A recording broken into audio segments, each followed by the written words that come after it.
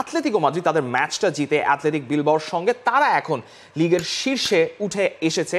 লা লিগার point table দেখলেই সেটা মোটামুটি পরিষ্কার হয়ে যেত। তবে এই হুলিয়ান আলভারেজ যিনি দ্বিতীয়ার্ধে সাবস্টিটিউট হয়ে নেমেছিলেন, তার ঠিক নামার 8 মিনিট পর ওখানে ইয়োরেন্তের বাড়ানো বলে তিনি যে গোলটা করলেন সেই একমাত্র গোলে আতলেতিকো মাদ্রিদ অ্যাথলেটিক বিলবাওকে হারিয়েছে, যেখানে অ্যাথলেটিক বিলবাও কিন্তু চাইলেই এই ম্যাচে ফিরে আসতে পারত। শেষের দিকে তাদের 3টা শট বার পোস্ট লেগে ফেরত না আসলে হয়তো ম্যাচের ফলাফলটা একটু ডিফারেন্ট হলেও হতে পারতো। 12টা শটস অন গোল, অন্যদিকে বিলবাওর 15টা শটস। তার মানে এখানে অ্যাথলেটিকো মাদ্রিদ যতটাই না আসলে এই ম্যাচে ছড়ি ঘোরানোর চেষ্টা করেছে, অ্যাথলেটিক বিলবাও বরং বেশি ছড়ি ঘুরিয়েছে। দেখেন এখানে ইয়ান ওব্লাক হচ্ছে একটা বড় বাধা ছিল অ্যাথলেটিক বিলবাওয়ের জন্য, প্লাস হচ্ছে আপনার ফার্স্ট হাফ সেকেন্ড হাফ দুটা হাফে কিন্তু নিকো উইলিয়ামস ইনাকি উইলিয়ামস দুইজনের শটে কিন্তু হচ্ছে গিয়ে পোস্টে বাধা পেয়েছে। এই জায়গায় হচ্ছে রাউল গার্সিয়া লাস্টের দিকে একটা শট পাস দিয়ে আপনার চলে গেছে। এই জায়গায় হচ্ছে অ্যাথলেটিক বিলবাও হচ্ছে আনলাকি।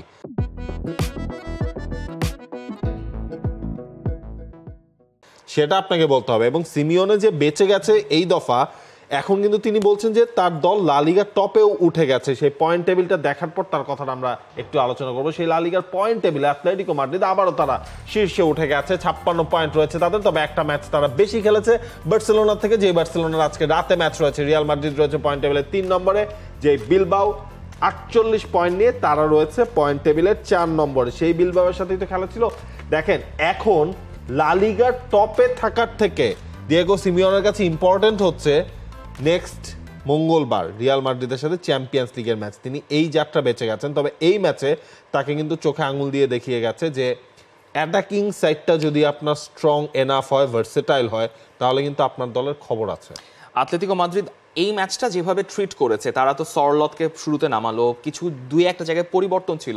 তিনি চেয়েছেনই আসলে সম্ভবত চ্যাম্পিয়ন্স লিগের ম্যাচটার আগে একটু যারা সাধারণত সাবস্টিটিউট বেঞ্চ থেকে শুরু করেন তাদেরকে একটু বাজিয়ে দেখার জন্য সরলতকে উঠিয়ে তো তারপর আলভারেজকে নামানো না হলো, তারপর আনহেল কোরেয়া নামলেন, অনেক ধরনের পরিবর্তন তারপর এসছে। আতলেতিকো মাদ্রিদ যেই ধরনের এই ম্যাচটা খেলেছে, সম্ভবত রিয়াল মাদ্রিদের সঙ্গে ওই ধাঁচে ম্যাচটা খেলবেন এটা মোটামুটি আপনি বলেই দিতে পারেন। কারণ বার্সেলোনার সঙ্গে যে আতলেতিকো মাদ্রিদকে আমরা দেখেছি চ্যাম্পিয়ন্স লিগে ওই ধরনের একটা স্নায়ুযুদ্ধ দেখা যাবে, যেহেতু ম্যাচটা সান্তিয়াগো বেরনাবেউতে। হয়তো আতলেতিকো মাদ্রিদ একটু আরো ধরে সেটা খেলতে চাইবে, হয়তো ফাস্ট ট্রানজিশনে কাউন্টারে কোনো একটা গোল আপনি আলভারেজের কাছ থেকে এক্সপেক্ট করলেও করতে পারেন। তবে আমি ওই জায়গায় পয়েন্ট আউট করতে চাই, যখন হচ্ছে গ্যালাঘার হচ্ছে লাস্টের মোমেন্টে দুটো ট্যাকেল উইন করলেন, তখন সিমিওনের যে উদযাপনটা, যেই বুনো উদযাপনটা, এটা মোটামুটি পরিষ্কার বলে দিচ্ছে যে আসলে আতলেতিকো মাদ্রিদ কোন মেন্টালিটি নিয়ে বার্নাবেউতে সান্তিয়াগো বেরনাবেউতে খেলতে যাবে। এবং এখন রিয়াল মাদ্রিদের যে অবস্থা, আপনি এক্সপেক্ট করতে পারেন যে ম্যাচটা নিজেদের ঘরের মাঠে হলো, আতলেতিকোর সঙ্গে অনেক কষ্ট করতে হবে রিয়াল মাদ্রিদকে। তবে বার্সেলোনা তারা কিন্তু আরো একবার তাদের হাতে সুযোগ এসেছে লা লিগার পয়েন্ট টেবিলে শীর্ষে ওঠার, কারণ আজকে রাতে তাদের ম্যাচ রয়েছে রিয়াল সোসিয়েদাদের সাথে নিজেদের ঘরের মাঠে। এই 10 দিনের মধ্যে বার্সেলোনাকে খেলতে হবে 4টা ম্যাচ সব হিসেব করলে। সুতরাং আজকের ম্যাচেও হয়তো বা বার্সেলোনাও একটু হলেও অফ প্লেয়ারদের রাখবে, রাইট? এবং হানসি ফ্লিক তিনি কিন্তু প্রেস কনফারেন্সে রোটেশনের কথা বারবার বলেছেন। ফ্রেশ লেগস তাদের জন্য খুবই গুরুত্বপূর্ণ, এবং যেটা তিনি ঘোষণা দিয়েছেন যে বার্সেলোনা ট্রেবলের জন্য লড়ছে। আমাদের বাজ বিচারের সময় নেই, পরবর্তী প্রত্যেকটা ম্যাচে আলাদা করে জান প্রাণ দিয়ে খেলতে হবে। মার্চে আমরা 3টা শিরোপা দৌড়ে থাকবো, সেটা আগে থেকেই মাথায় ছিল, এবং 3টা শিরোপার জন্যই আমরা লড়বো। কোপা দেল রে, লা লিগা এবং চ্যাম্পিয়ন্স লিগ।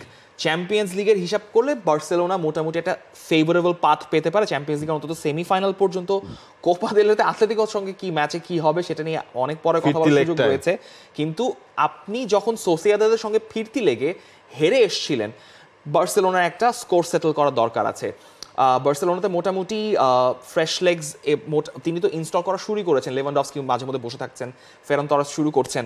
হয়তো আজকে ওই ধরনের কিছু পরিবর্তন দেখা যেতে পারে, যেহেতু বেনফিকার ম্যাচটা খুবই কাছাকাছি, মানে ডেটও তো পিছিয়ে দেওয়া হয়েছে। ম্যাচটা ছিল শনিবার দিন, নিয়ে আসা হলো রবিবার দিন।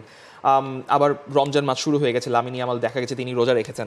সো ওই ব্যাপারগুলো মাথায় রেখেই হয়তো তিনি ওই ফ্রেশ লেগসগুলোকে ইনস্টল করার চেষ্টা করবেন। তবে বার্সেলোনা সম্ভবত এই ট্রেবল জয়ের রাস্তায় মোটামুটি ভালো পজিশনেই আছে, এটা বললে মনে ভুল হবে না আসলে এখন। For more updates, subscribe to our YouTube channel and click on the bell icon. Follow us on Facebook and Instagram. Download T-Sports app to enjoy exciting games and highlights.